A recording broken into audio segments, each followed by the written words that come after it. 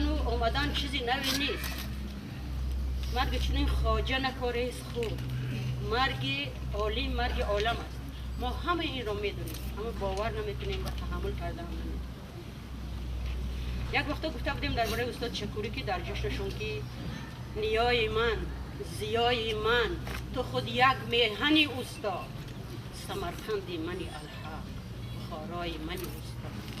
و امروز رهبره امکان نداشتم که یک چیز دیگر بود. هرچی که در دلم بود گفتم و ببخشید اگر چیزی اگر در اینجا مثلا سزاوار استاد نباشد، اما من حرف منطقی خیلی دارم در استاد.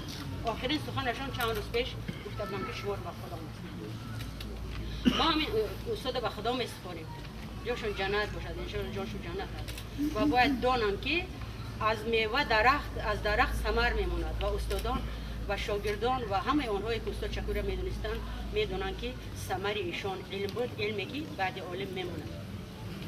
برای استاد گفتیم که شکوری مرد دل، مرد خدا بود. سفیر کشور مهر و وفا بود. ز نبض خشک جوی مولیانش شکوری قطره اشک صفا بود.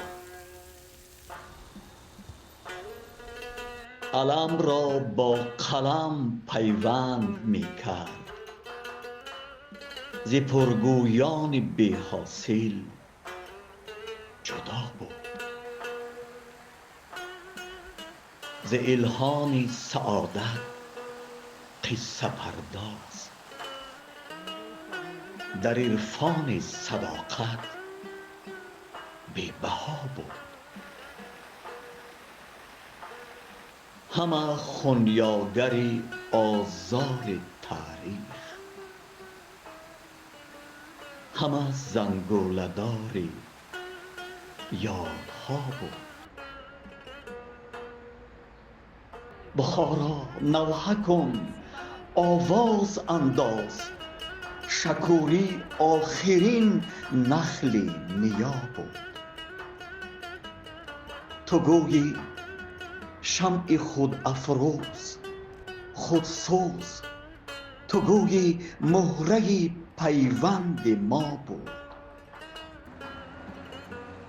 بخارا قدرت زادن ندارد،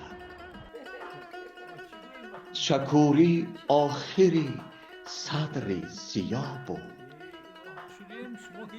شکوری مرد دل، مرد خدا بود.